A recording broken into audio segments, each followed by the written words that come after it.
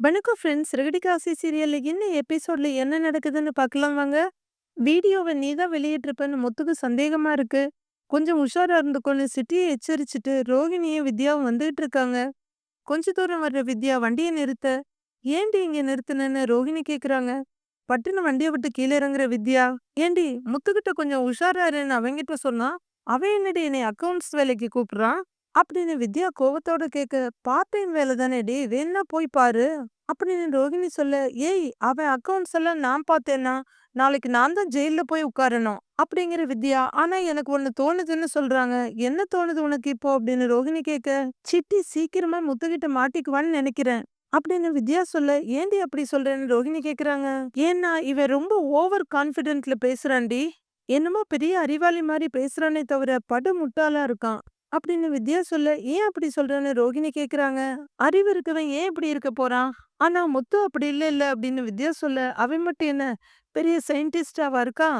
அவனும் படிக்காதவன் தானேன்னு." ரோகிணி சொல்றாங்க. "படிக்கலனாலும் அவனுக்கு அறிவு இருக்குல்ல. தொலைஞ்சு போன மொபைல வச்சு கரெக்டா என்ன தேடி வந்துட்டான்லங்கிறாங்க வித்யா.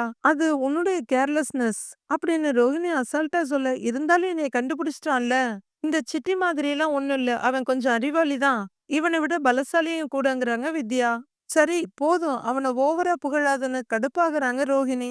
உண்மையை ஒத்துக்கிட்டு தானேடி ஆகணும் அப்படின்னு வித்யா சொல்லிட்டு இருக்கும்போதே வண்டி சத்தம் கேக்குது. திரும்பி பார்க்க மீனா, "ஹலோ மீனா." அப்படின்னு வித்யா கூப்பிட வண்டியை நிறுத்திட்டு பாக்குறாங்க மீனா. "ஏய், அவ பூ கொடுக்க எங்கேயாவது போயிட்டு இருப்பா, எதுக்கு அவளை நிறுத்தி கூப்பிடுறேன்னு?" ரோஹிணி கேட்க, "நீ இங்கே இரு, நான் வந்துடுறேன்." அப்படின்னு வித்யா மீனாவை பார்த்து போக குழம்பி போய் நிக்கிறாங்க ரோஹிணி. மீனா கிட்ட வேகமா வர்ற வித்யா, "ஹாய் மீனா." அப்படின்னு வழியிறாங்க. "என்னங்க வித்யா, நீங்க இங்க?" அப்படின்னு மீனா கேட்க, "அது ஒரு வேலையா பக்கத்துல வந்தேன். நானே உங்ககிட்ட பேசணும்னு இருந்தேன் மீனா. கரெக்டா உங்களை இங்க பார்த்துட்டேன்னு." சந்தோஷமா வித்யா சொல்ல, "சொல்லுங்க என்ன விஷயம்னு?" மீனா கேக்குறாங்க. "நம்ம லைஃப் பார்ட்னரை செலக்ட் பண்ண ஒருத்தரை புரிஞ்சுக்கணும்னா அவங்க மொபைல வாங்கணும்னு நீங்க சொன்னீங்கல்ல, அதை எப்படி வாங்கணும்னு எனக்கு தெரியல. அதான் உங்ககிட்ட ஐடியா கேட்கலான்னு வந்தேன்." அப்படின்னு வித்யா சொல்ல, "அப்படியா? அப்போ ஒண்ணு செய்யுங்க. உங்கள அடிக்கடி ஒருத்தர் பார்க்க வருவார்ன்னு சொன்னீங்களே, அவர் தானேன்னு?" மீனா கேட்க, அவருதாங்கிறாங்க வித்யா. "அவரு திரும்ப வரும்போது எதுக்கு என்ன பார்க்க வர்றீங்கன்னு கேளுங்க." அப்படின்னு மீனா சொல்ல, "கேட்டா?" அப்படின்னு வித்யா கேக்குறாங்க. "அவரு என்ன உங்களுக்கு பிடிச்சிருக்குன்னு சொல்லுவாரு. அப்படி சொன்னா உங்களுக்கு என்ன பிடிச்சிருக்கு. ஆனா உங்கள எனக்கு பிடிச்சிருக்குன்னு நான் எப்படி தெரிஞ்சுக்கிறது? அதனால உங்கள பத்தி நான் புரிஞ்சுக்கணும்னா ஒரு நாள் உங்க ஃபோன் என்கிட்ட இருக்கட்டும்னு சொல்லி கேட்டு பாருங்க." அப்படின்னு மீனா சொல்லிட்டு இருக்கும்போதே, "ஏய் வித்யா, இங்க வான்னு." ரோகிணி கூப்பிடுறாங்க. "ஆ, நீங்க சொன்ன ஐடியா ஓகே தாங்க. அவரு வந்தா நான் இதையே ஃபாலோ பண்ணிக்கிறேன். தேங்க்ஸுங்க." அப்படின்னு வித்யா சொல்ல, சரிங்க, நான் வரேன்னு." மீனா கிளம்புறாங்க. வித்யா அங்கிருந்து கிளம்பி வண்டிட்ட போக, மீனா ஹெல்மெட்ட போட்டுட்டு திரும்பி ஒரு ரோகிணிய பார்வை பார்த்துட்டு கிளம்புறாங்க. சாரி, போலாமா?" அப்படின்னு கொஞ்சம் வலிச்சலோட வித்யா கேட்க, "என்ன அவள பார்த்தது என்ன விட்டுட்டு ஓடுறேன்னு?" ரோகிணி கேக்குறாங்க. "அது ஒரு முக்கியமான விஷயம் பேச போனேன்னு." வித்யா சொல்ல, "என்ன?" அப்படின்னு ரோகிணி கேட்க, "அது அது வந்து பர்சனல் மேட்டர்." அப்படின்னு வித்யா சிரிப்போட சொல்ல, "என்கிட்ட சொல்ல முடியாத அளவுக்கு அப்படி என்ன பர்சனல் உனக்கு?" அப்படின்னு ரோகிணி கேள்வியா கேட்க, "அப்படிலாம் ஒண்ணும் இல்லடி. அது ஒரு சின்ன ரொமான்ஸ் மேட்டர்." அதான வித்யா அதே சிரிப்போட சொல்ல, "வர வர என்கிட்டயே எதையும் சொல்ல மாட்டேங்கிற நீ." அப்படின்னு ரோகிணி கொஞ்சம் கோவப்பட, "சொல்லக்கூடாதுன்னுலாம் இல்லடி. அதுக்குன்னு ஒரு டைம் வரும். அப்ப சொல்றேன்." அப்படின்னு வித்யா சொல்ல, "இப்பல்லாம் என்கிட்ட சொல்லாம என்னென்னமோ பண்ணிட்டு இருக்க நீ." அப்படின்னு ரோகிணி முறைக்க, "அதெல்லாம் ஒண்ணும் இல்ல. உட்காருடி, வா போலாம். நான் உனக்கு ஐஸ்கிரீம் வாங்கி தரேன், வா உட்காருங்கிறாங்க வித்யா. ரோகிணி உர்ருன்னு முகத்த வச்சுட்டு உட்கார, "போலாமா?" கடைக்கு போலாமா?" அப்படின்னு கேட்டுட்டு வண்டிய ஸ்டார்ட் பண்றாங்க வித்யா. முத்துவும் செல்வமும் ஒரு ஹோட்டல்ல வந்து உட்கார்றாங்க. "டேய், என்னடா சாப்பிடுறன்னு?" முத்து கேட்க, "எனக்கு பெருசா பசி இல்லடா. ஒரு டீ மட்டும் குடிச்சுக்கிறேங்கிறாரு செல்வம். "டேய், மணி 11 ஆகுதுடா, இன்னும் சாப்பிடாம இருக்கிற?" அப்படின்னு முத்து கேட்க, "கடுப்பா இருக்குதுடா. காலையில இருந்து சவாரி எதுவும் வரலடா." அப்படின்னு செல்வம் சலிப்பா சொல்ல, "ஏய், சவாரி இருந்தா தான் சாப்பிடுவியா நீ? சவாரி இல்லாத நேரத்துல தான்டா நம்மள மாரி ஆளுங்கெல்லாம் நல்லா சாப்பிடணும். சவாரி இருக்கும்போது வண்டி ஓட்டுறதுக்கே நேரம் கரெக்டா இருக்கும். அதனால ஒழுங்கா சாப்பிடுன்னு." முத்து சொல்லிட்டு இருக்கும்போதே வெயிட்டர் வர்றாரு. "சரி, என்ன சாப்பிடுறீங்கன்னு?" கேட்க, "உனக்கு பிடிச்சது பூரி மசால் தானே, அதையே சொல்லிடுறேங்கிற." முத்து, "அண்ணே, 2 செட்டு பூரி மசாலா." அப்படின்னு சொல்ல, "வேற எதுவும் வேணுமாங்க சார்னு வெயிட்டர் கேக்குறாரு. ஆஹா, வேண்டாம்." அப்படின்னு முத்து சொல்ல, அந்த வெயிட்டர் அங்கிருந்து கிளம்பிடுறாரு. அவரு போனதும், "டேய், அப்புறம்டா, பசங்க நல்லா படிக்கிறாங்களா?" அப்படின்னு முத்து கேட்க, படிக்கிறாங்க படிக்கிறாங்க. மீனா சிஸ்டர் சொல்லி டியூஷன்ல எல்லாம் சேர்த்து விட்டோம்ல, அதுக்கப்புறம் நல்லா படிக்கிறாங்க." அப்படின்னு செல்வம் சொல்ல, டேய் செல்வம், நம்மள மாரி ஆளுங்க பிள்ளைங்களுக்கு காசு பணம் சேர்க்க முடியுமான்னு தெரியல. ஆனா எப்பாடுபட்டாவது படிப்ப குடுத்துடணும். அவங்களும் நம்மள மாரி கஷ்டப்படக்கூடாதுடா.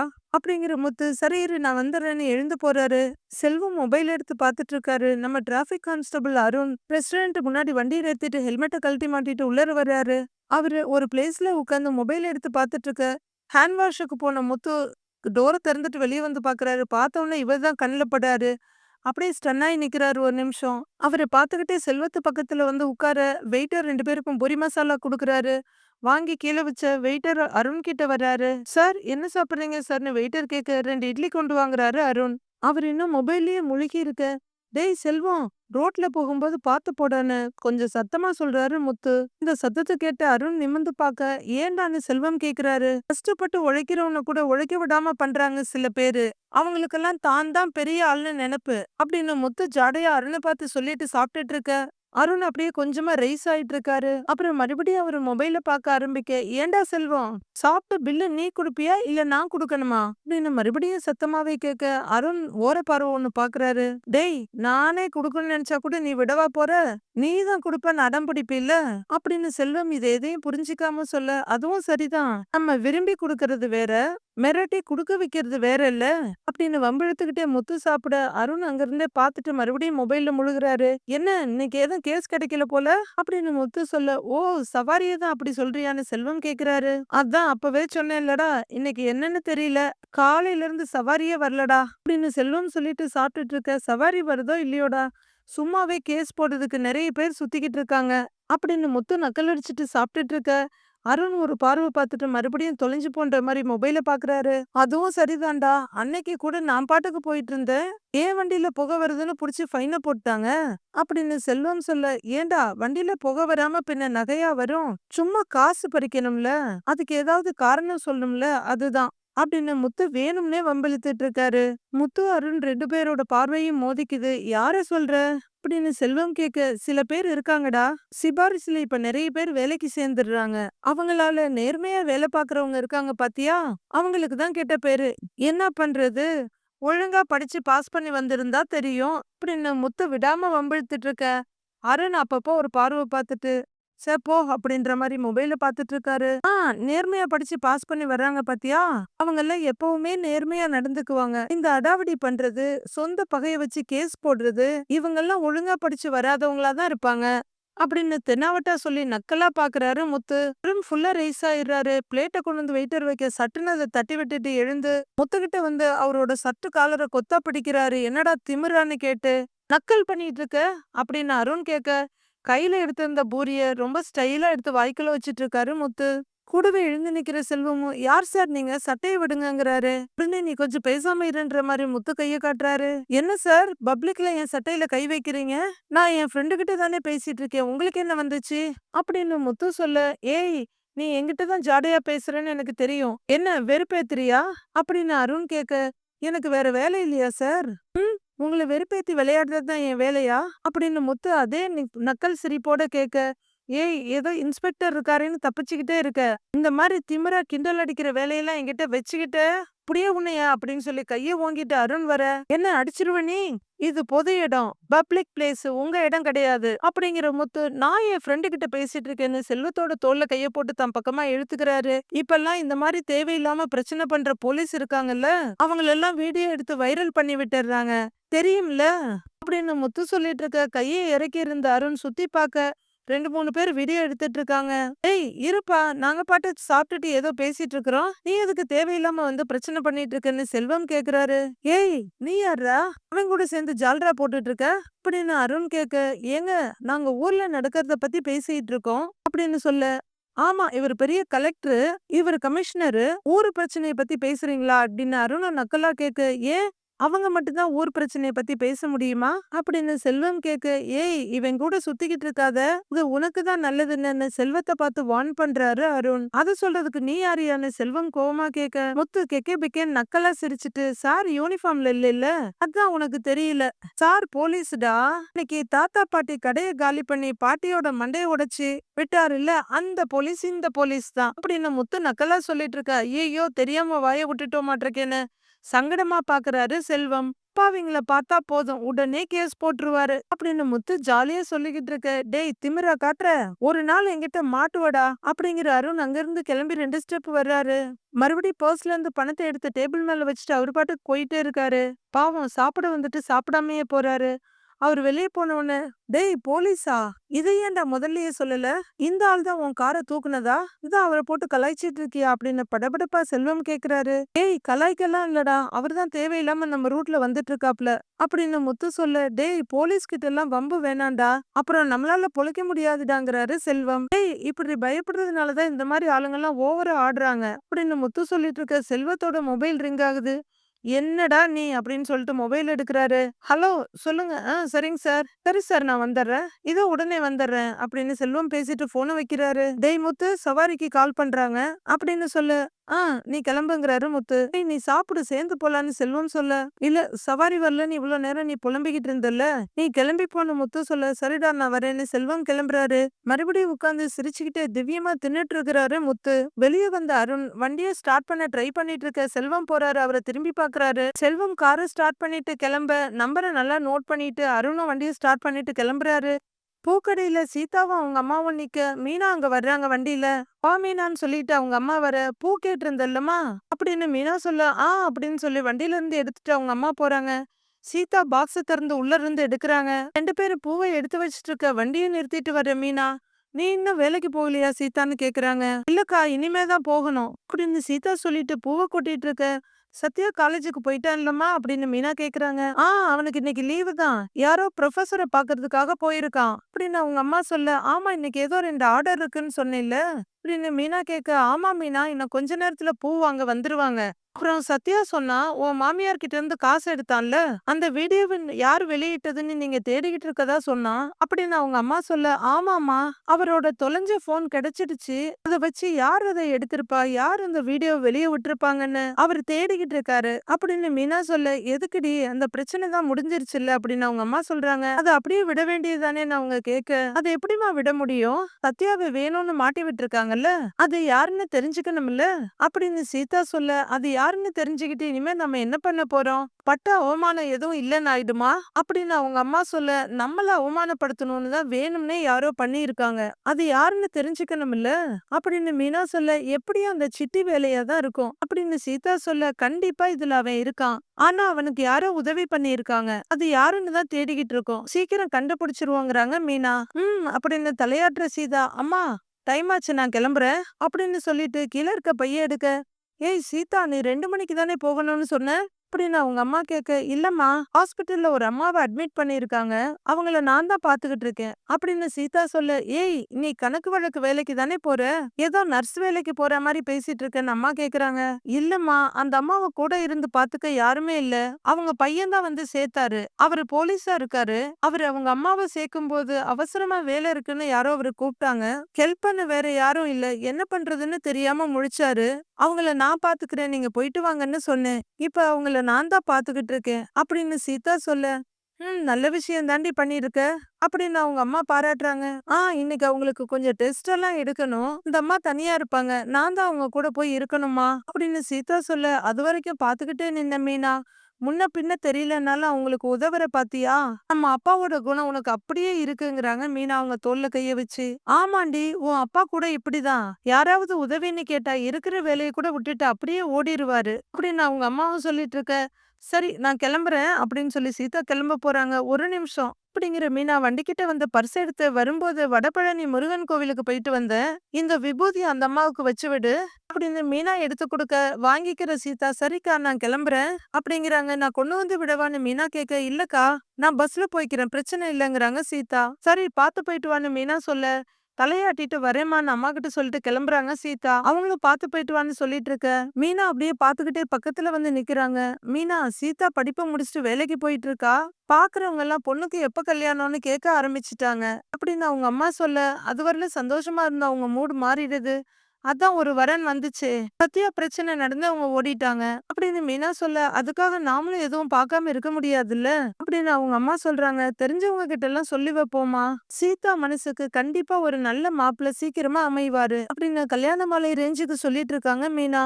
அம்மா அப்படியே கடைக்கிட்ட நகர்ந்து போய் நிக்க சத்யா வர்றாரு. அம்மா அப்படின்னு கூப்பிட்டுக்கிட்டே வா சத்யாங்கிறாங்க மீனா. அக்கா நீ எப்ப வந்த? நானே உனக்கு ஃபோன் பண்ணலான்னு இருந்தேன் அப்படின்னு சத்யா சொல்ல, என்ன விஷயம்டா அப்படின்னு மீனா கேட்க, உனக்கு ஒரு பெரிய ஆர்டர் வந்திருக்கு அப்படின்னு சத்யா சொல்றாரு. கல்யாணத்துக்கு மாலை ஏதாவது வேணுமா அப்படின்னு மீனா கேட்க, அக்கா இப்பதான் நீ டெக்கரேஷன் பண்ற அளவுக்கு வளர்ந்துட்டியே, மண்டப டெக்கரேஷன் தான் ஆர்டர் வந்திருக்கு அப்படின்னு சத்யா சொல்ல, என்னடா ப்ரொஃபஸரை பார்க்க போறேன்னு சொல்லிட்டு ஆர்டர் வாங்கிட்டு வந்திருக்கேன்னு சொல்ற அப்படின்னு அவங்க அம்மா கேட்க, ஆர்டர் குடுத்ததே என் ப்ரொஃபசர் தாம்மா அப்படின்னு சந்தோஷமா சொல்றாரு சத்யா. உங்க அம்மாவும் சிரிப்போட பார்க்க, என்னடா சொல்றேன்னு கேக்குறாங்க மீனா. என் ப்ரொஃபசர் வீட்ல கல்யாணம்க்கா. ஒரு வாட்டி நம்ம ஃபேமிலி பத்தி பேசியிருந்தேன். அப்பா சொல்லியிருந்தேன் அக்கா இந்த மாதிரி டெக்கரேஷன் வேலையெல்லாம் பாக்குறான்னு. அதை ஞாபகம் வச்சு கரெக்டா கேக்குறாரு அப்படின்னு சத்யா சொல்ல, அப்படியா அப்படின்னு ஆச்சரியமா கேக்குறாங்க மீனா. ஆ ஆமாக்கா, இதுக்கு முன்னாடி எல்லாம் முழுசா உனக்கு ஆர்டர் வராதுல்ல அப்படின்னு சத்யா கேட்க, சின்ன சின்ன வேலை தான் குடுத்திருக்காங்க அப்படின்னு மீனா சொல்ல, ஆனா இது அப்படி இல்ல. நீ தான் இந்த மொத்த டெக்கரேஷனே பண்ண போற அப்படின்னு சொல்லிட்டு சத்யா சிரிக்க, மீனாவும் சந்தோஷமா சிரிச்சுக்கிட்டே அவங்க அம்மாவை பாக்குறாங்க. சத்யா நிஜமாவாடா அப்படின்னு மீனா கேட்க, ஆமாக்கா, ஒரு மண்டபத்தோட பேரு சொல்லி அப்படின்னு ஒரு கல்யாண மண்டபம் இருக்கு அப்படின்னு சத்யா சொல்ல, தெரியுமேடா, பெரிய மண்டபமாச்சு அது அப்படின்னு மீனா சொல்ல, அதான் அங்கதான் கிராண்டா பண்றாரு. அங்க மொத்தமா நீ தான் பண்றன்னு ஜாலியா சத்யா சொல்ல, மீனா சந்தோஷத்துல கலகலன்னு சிரிக்கிறாங்க. மீனா பாத்தியா, சத்யாவுக்கு ரொம்பவே பொறுப்பு வந்துருச்சு. உனக்கு ஒரு ஆர்டரே புடிச்சிட்டு வந்திருக்கான் பாருன்னு அவங்க அம்மா சொல்றாங்க. ஏதோ என்னால முடிஞ்சதுமா, அக்கா எனக்காக எவ்வளவோ பண்ணிருக்கு. நானும் சீதாவும் படிக்கணும்னு அக்கா படிப்பையே நிறுத்தி இருக்கு. இல்லன்னா அக்கா எல்லாம் எப்படியோ படிச்சு ரொம்ப பெரிய ஆள் ஆயிருக்கும் அப்படின்னு சத்யா சொல்ல, டேய் நீ படிச்சு பெரிய ஆளானாலும் எனக்கு ரொம்ப சந்தோஷம் தாண்டாங்கிறாங்க மீனா. ஆ ம், ம். உன்கிட்ட பேசிட்டு என் ப்ரொஃபசருக்கு கால் பண்றேன்னு சொன்னேன், மறந்தே போயிட்டேன் அப்படிங்கிற சத்யா மொபைல் எடுத்துக்கிட்டு, இது உனக்கு ஓகே தானேன்னு கேக்குறாரு. ஏண்டா இவ்ளோ பெரிய ஆர்டர் வந்திருக்கு, யார் வேண்டான்னு சொல்லுவா அப்படின்னு மீனா கேட்க, சரி நான் போன் போட்டு தரேன் நீ பேசு அப்படின்னு சத்யா சொல்லிட்டு மொபைல் எடுக்க, உள்ள இருந்து பூஜை மணி அடிக்குது. அம்மா தாயேன்னு கும்பிட்டுக்கிறாங்க மீனா. மொபைல் ரிங் ஆகி ஆப்போசிட்ல அதை எடுக்க, சார் வணக்கம் சார், என் அக்கா கிட்ட பேசிட்டேன். என் அக்கா கிட்ட நீங்களே டீட்டெயிலா பேசிடுறீங்களா? சரி இதோ குடுக்குறேன் அப்படின்னு சத்யா பவ்யமா போனை நீட்ட, மீனா வாங்கி பேச ஆரம்பிக்கிறாங்க. சார் வணக்கம் சார், நான் சத்யாவோட அக்கா, என் பேர் மீனா. ஆ ஆமாங்க சார், இப்பதான் கொஞ்ச நாளா பண்ணிக்கிட்டு இருக்கேன் அப்படின்னு மீனா பேசிக்கிட்டே கொஞ்சம் நகர்ந்து போறாங்க. சத்யா அம்மா கிட்ட வர, அம்மாவும் சத்யாவும் ரொம்ப சந்தோஷமா பாத்துக்கிட்டு இருக்காங்க. மீனா போன்ல எக்ஸ்பிளைன் பண்ணிட்டு இருக்க, பேக்ரவுண்ட்ல மியூசிக் போயிட்டு இருக்கு. சரி மண்டபத்துக்கு வந்து நான் பேசிக்கிறேங்க சார், வச்சிடுறேன் அப்படின்னு மீனா போனை வச்சுட்டு அப்படியே சந்தோஷமா ஆச்சரியமா, டேய் சத்யா அப்படின்னு பக்கத்துல வர, பேசிட்டியாக்கான்னு சத்யா கேக்குறாரு. பேசிட்டேன்டா, நான் விலையெல்லாம் சொன்னேன், அவர் பேரம் எதுவுமே பேசல, எல்லாம் புரிஞ்சுக்கிட்டாரு, ரொம்ப தேங்க்ஸ் சத்யா அப்படின்னு சொல்லிக்கிட்டே மொபைலை நீட்டு அதை வாங்கிக்கிட்டு, எதுக்குக்கா இதுக்கெல்லாம் போய் தேங்க்ஸ் சொல்லிக்கிட்டு அப்படின்னு சத்யா சொல்றாரு. இல்லடா, நான் இவ்ளோ பெரிய ஆர்டர் எடுப்பேன்னு நினைக்கவே இல்ல, உன் மாமாவுக்கு தெரிஞ்சா ரொம்ப சந்தோஷப்படுவாரு அப்படின்னு மீனா சொல்ல, உன் மனசுக்கு எல்லாமே நல்லதா தான் நடக்கும் மீனா அப்படின்னு அவங்க அம்மாவும் சொல்றாங்க. அம்மா அவர் மண்டபத்துக்கு வர சொல்லி இருக்காரு, அட்வான்ஸ் கொடுக்கறாரா, நான் போய் பாக்குறேன்னு சொல்லி மீனா திரும்ப, இரு இரு நான் போய் வண்டியை திருப்பி எடுத்துட்டு வரேன்னு சத்யா போய் வண்டியை எடுத்துட்டு வந்து பொறுப்பா அக்கா கிட்ட குடுக்குறாரு. மீனா ரெடி ஆகுறாங்க கிளம்புறதுக்கு. நைட் ஆகுது. கட்டில்ல உட்கார்ந்து மீனா டெக்கரேஷனுக்கான டிசைன் பிளான் எல்லாம் போட்டுட்டு இருக்காங்க. முத்து வர்றாரு. மீனா அப்படின்னு கூப்பிட்டுக்கிட்டே அவரு உள்ளர வர்ற, அதெல்லாம் கீழே வச்சுட்டு, வாங்க எங்க இன்னும் காணமேன்னு பாத்துக்கிட்டே இருந்தேங்கிறாங்க மீனா. சவாரி கொஞ்சம் லாங்கா போனேன்னா லேட் ஆயிடுச்சு அப்படின்னு முத்து சொல்ல, சரி இருங்க நான் போய் சாப்பாடு எடுத்து வைக்கிறேன்னு ஓடுறாங்க மீனா. இரு இரு இரு இங்க வான்னு முத்து கூப்பிட, என்னங்கன்னு வந்து முன்னாடி நிக்கிறாங்க மீனா. முத்து சிரிப்போட இருக்க மீனாவோட முகத்தை தலையில இருந்து கால் வரலும் பாக்குறாரு. என்னங்க அப்படி பாக்குறீங்கன்னு மீனா கேட்க, இல்ல வெளியில இருக்க நிலாவோட பிரகாசத்தை விட ஓ முகம் வெளிச்சமா இருக்கே, ரொம்ப சந்தோஷமா இருக்க போல அப்படின்னு முத்து கேட்க, கரெக்டா கண்டுபிடிச்சிட்டீங்க, நான் ரொம்ப சந்தோஷமா தான் இருக்கேன் அப்படின்னு பயங்கர எக்ஸைட்டோட சொல்றாங்க மீனா. அப்படின்னா ஏதோ ஒண்ணு நடந்திருக்குது அப்படிங்கிற முத்து மீனாவோட கைய பிடிச்சி தன் கைக்குள்ள அணைச்சுக்கிறாரு. என்ன அப்படின்னு மீனாவோட கழுத்துல அவரு தலைய வச்சுட்டு கேட்க, நமக்கு முதல் தடவையா ஒரு கல்யாண மண்டபத்துல டெக்கரேஷன் பண்ண ஆர்டர் கிடைச்சிருக்குது அப்படின்னு மீனா சொல்ல, முதல் தடவையா, இதுக்கு முன்னாடியே தான் நீ பண்ணிருக்கீங்கிறாரு முத்து. ஏங்க இதுக்கு முன்னாடி சின்னதா தாங்க பண்ணிருக்கோம், அதுவும் முழுசா வராது, கொஞ்சம் கொஞ்சமா பிரிச்சு தானே கொடுப்பாங்க. இந்த தடவை அந்த மண்டபத்துல நடக்கிற எல்லா டெக்கரேஷனும் நமக்கு தான் வந்திருக்கு அப்படின்னு மீனா பயங்கர சந்தோஷமா சொல்ல, டக்குன்னு அவங்களுக்கு முன்னாடி நிறுத்திக்கிட்டு, "அப்படியா? சூப்பர் மீனா! கை குடு, கை குடு. வாழ்த்துக்கள், வாழ்த்துக்கள்னு" மீனாவுக்கு ஷேக் ஹேண்ட் குடுத்துட்டு இருக்காரு. அதுவும் பெரிய மண்டபத்துல நடக்கிற கல்யாணங்க. பெரிய ஆர்டர் அப்படிங்கிறாங்க மீனா. "எப்படி மீனா? இவ்ளோ பெரிய ஆர்டர்ன்னு?" முத்து கேட்க, "சத்யா தான் இந்த ஆர்டர் எனக்கு புடிச்சு குடுத்தான். அவங்க காலேஜ் புரொஃபசர் வீட்டு கல்யாணமா" அப்படின்னு மீனா சொல்ல, "நல்ல விஷயம் தான் மீனா. ஆனா இதுக்கு நெறைய செலவாகும்ல?" அப்படின்னு முத்து கேட்க, "ஆமாங்க. 4,50,000 ஆகுங்கங்கிறாங்க மீனா. அதுக்கு ரூ. 20,000 அட்வான்ஸ் தரேன்னு சொல்லியிருக்காங்க. பூ வாங்குற இடத்துல கூட கடனா சொல்லிக்கலாம். ஆனா வேலையெல்லாம் முடிக்கிறதுக்கு எப்படியும் ஒரு ரூ. 70,000 செலவாகுங்க." அப்படின்னு மீனா சொல்ல, "அவ்ளோ ஆகுமான்னு?" யோசனையா முத்து கேட்கிறாரு. ஆமாங்க. பெரிய ஆர்டர் இல்ல." அப்படின்னு மீனா சொல்ல, "இப்ப ரூ. 50,000 வேணும்ல? உண்டியல்ல அவ்ளோ இருக்குமான்னு தெரியல. அதுல எவ்ளோ இருக்குன்னு பார்க்கலாமான்னு?" முத்து கேட்கிறாரு. "இல்லங்க. அதுல பெருசா எதுவும் இல்ல. ரவி, ஸ்ருதி கல்யாண நாளைக்கு, அப்புறம் தாத்தா பாட்டிக்கு குடுத்ததுன்னு நெறைய செலவாயிடுச்சுங்க." அப்படின்னு மீனா சொல்ல, ரூ. 50,000க்கு எங்க போறது? கடனா கேட்டா உடனே கிடைக்குமான்னு தெரியல." அப்படின்னு முத்து யோசனையா சொல்லிக்கிட்டு இருக்க, "இல்லங்க வேண்டாம். வட்டியெல்லாம் நம்மளால கட்ட முடியாது." அப்படிங்கிற மீனா, "எனக்கு ஒண்ணு தோணுதுங்கிறாங்க." என்ன தோணுதுன்னு முத்து கேட்க, "ரவி, ஸ்ருதி கிட்ட வேணா கேட்டு பார்க்கலாமாங்கிறாங்க மீனா. வேலை முடிஞ்ச உடனே குடுத்துடலாம்." அப்படின்னு மீனா சொல்ல, யோசனையா தலைய சொரிஞ்சுக்கிற முத்து, "அது இதுவரைக்கும் நான் ரவிகிட்ட எதுவும் கடனா கேட்டதில்ல. அந்த ஓடுகாலி தான் நம்மகிட்ட இருந்து காசு எடுத்துட்டு ஓடுவான். நான் அவங்க கிட்டலாம் காசு வாங்குனதே இல்ல." அப்படின்னு முத்து சொல்ல, "ரவி, ஸ்ருதி கிட்ட கேட்டு பார்க்கலாங்க." அப்படின்னு மீனா மறுபடியும் சொல்ல, "வீட்டுக்குள்ளேயே கடன்லாம் வாங்குனா அது எப்படி இருக்கும்னு தெரியல. ஏன்னா என்னதான் நல்லா பழகினாலும் காசு விஷயம் வேற இல்ல. அதுவும் ரவி இப்ப தனியா இல்ல. கல்யாணம் ஆயிடுச்சுங்கிறாரு முத்து. ஸ்ருதி கிட்ட நான் கேட்கட்டுமான்னு மீனா கேட்க, "ஆஹா இல்ல மீனா. தனியாலாம் அந்த பொண்ணுகிட்ட கேட்க வேண்டாம். ஏன்னா ரவி கிட்ட கேட்கறது வேற.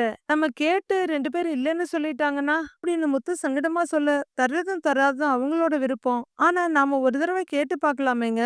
ஸ்ருதி கூட எந்த ஹெல்ப் வேணாலும் என்கிட்ட கேளுங்கன்னு சொல்லியிருக்காங்க. நான் ஒரு தடவை கேட்டு பார்க்கட்டுமான்னு?" மீனா கேக்குறாங்க. "இல்ல இல்ல. வேணாம். நீ மட்டும் தனியா கேட்க வேண்டாம். நானே கேட்கிறேன். நான் ரவி கிட்ட பேசுறேன்." அப்படிங்கிற முத்து, "வந்துட்டானான்னு?" கேக்குறாரு. வந்துட்டாங்க." "சரி நீங்க வாங்க. சாப்பிட்டுட்டு அப்புறமா கேட்கலாம்." அப்படின்னு மீனா கிச்சனுக்கு திரும்ப, முத்து யோசனையா நிக்கிறாரு. ரூமுக்குள்ள ரவியும் ஸ்ருதியும் லேப்டாப்ல ஏதோ பார்த்துட்டு இருக்காங்க. ச்சே! அப்படின்னு சொல்லிட்டு ஸ்ருதி லேப்டாப்ப மூட, "என்ன ஸ்ருதி? பார்த்துட்டு இருக்கப்பவே மூடி விடுற?" அப்படின்னு கேட்க, "எனக்கு இந்த படம் பிடிக்கலங்கிறாங்க ஸ்ருதி." "பிடிக்கலையா? ஏன்னு?" ரவி கேட்க, "போர் அடிக்குது." அப்படின்னு ஸ்ருதி சொல்ல, "உனக்கு பிடிக்கலன்னா என்ன? எனக்கு பிடிச்சிருக்கு. நான் பார்க்குறேன்." அப்படின்னு ரவி மறுபடியும் லேப்டாப்ப ஓப்பன் பண்ண, "2 பேரும் சேர்ந்து தானே ஒரு படம் பார்க்கணும்னு இருந்தோம். எனக்கு இந்த படம் பிடிக்கலன்னு சொல்லி மறுபடியும் லேப்டாப்ப மூடி விடுறாங்க ஸ்ருதி. அப்ப நீ பார்க்காத. எனக்கு பிடிச்சிருக்கு. நான் பார்க்குறேன்." அப்படின்னு மறுபடியும் லேப்டாப்ப ஓப்பன் பண்றாரு ரவி. "ரொம்ப மொக்கையா தான் இருக்கு இந்த படம். இத போய் புடிச்சிருக்குன்னு சொல்ற? வர வர உன் டேஸ்ட் ரொம்ப ஒஸ்ட்டா இருக்குதுடா." அப்படின்னு ஸ்ருதி சொல்ல ரவிக்கும் கொஞ்சம் கோவம் வந்துருது. "அப்படி என்ன என் டேஸ்ட் நல்லா இல்ல? உனக்கு புடிச்சது தான் எனக்கு பிடிக்கணும்னு ஏதாவது இருக்கா என்ன? உனக்கு பிடிக்காம இருக்கிறது எனக்கும் பிடிக்க கூடாதா? இல்ல உனக்கு பிடிச்சது எனக்கு பிடிக்க கூடாதா?" அப்படின்னு ரவி கேட்க, "ஈ கன்ஃப்யூஸ் பண்ணாதடா." அப்படின்னு ஸ்ருதி கத்த, "நம்ம 2 பேரோட டேஸ்டும் வேற வேற. ஒண்ணா தான் இருக்கணுமா என்னன்னு?" ரவி கேக்குறாரு. "நான் அப்படியெல்லாம் சொல்லல. ஆனா கொஞ்ச நேரமாவது இத பார்க்க முடியுதா? ஒரே ஃபைட் மட்டும் தான் வந்துகிட்டு இருக்கு. ஸ்டோரியே இல்ல. இதெல்லாம் எப்படி போய் புடிச்சிருக்குன்னு சொல்ற?" அப்படின்னு ஸ்ருதி கேட்க, "எனக்கு புடிச்சிருக்கு. உனக்கு என்னன்னு?" ரவி கேக்குறாரு. "உண்மையிலேயே உனக்கு புடிச்சிருக்கா? இல்ல நான் புடிக்கலன்னு சொன்னதுனால நீ சும்மா சொல்றியா?" அப்படின்னு ஸ்ருதி கேட்க டென்ஷன் ஆகுற ரவி, "எனக்குன்னு ஒரு டேஸ்ட் கூட இருக்கக்கூடாதா? எல்லாத்துக்குமே கேள்வி கேட்டுட்டு இருக்க? நான் ஒண்ணும் உன்ன மாதிரி எலைட் எல்லாம் இல்லம்மா. சும்மா 4 பேர் இங்கிலீஷ்ல உட்கார்ந்து பேசிக்கிட்டு இருக்கிறது, 2 பேர் லவ் பண்றது, இதெல்லாம் தான் உனக்கு பிடிக்கும். எனக்கு இந்த மாதிரி மசாலா படம் தான் பிடிக்குங்கிறாரு ரவி லேப்டாப் எடுத்து மடியில வச்சுக்கிட்டு. "நீ செஃப் ஆச்சே, அதான் சினிமால கூட உனக்கு மசாலா கேக்குது." அப்படின்னு அவர் மடியில இருந்த லேப்டாப்ப புடுங்கி டொப்புன்னு மெத்த மேல போடுறாங்க ஸ்ருதி. சூப்பர். மறுபடியும் 2 பேருக்கு இடையில சண்டை ஆரம்பிச்சிருச்சு. மீதி என்ன நடக்குதுங்கிறத நாளைக்கு பார்க்கலாம் ஃப்ரெண்ட்ஸ்.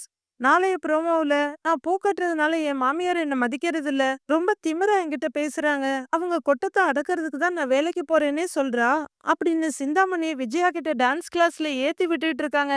விஜயா பத்திரகாளியா மாறிக்கிட்டு இருக்காங்க. வீட்ல வந்து, "வெளியில நீ என்ன பத்தி என்ன பேசுறன்னு எனக்கு நல்லா தெரிஞ்சிருச்சு. உன் வேஷம் இப்பதான் கலையுது." அப்படின்னு மீனா கிட்ட கத்துற விஜயா, "என்ன பத்தி ஊருக்குள்ள என்னெல்லாம் பேசி வச்சிருக்கா தெரியுமா?" அப்படின்னு அண்ணாமலை கிட்ட சொல்ல, "அப்படி யார் வந்து உங்ககிட்ட சொன்னதுன்னு?" அண்ணாமலை கேக்குறாரு. "அவங்க பேர் என்ன? அத சொல்லு முதல்ல." அப்படின்னு அண்ணாமலை கேட்க விஜயா நிமிர்ந்து பாக்குறாங்க. மீதி என்ன நடக்க போகுதுங்கிறத நாளைக்கு பார்க்கலாம் ஃப்ரெண்ட்ஸ்.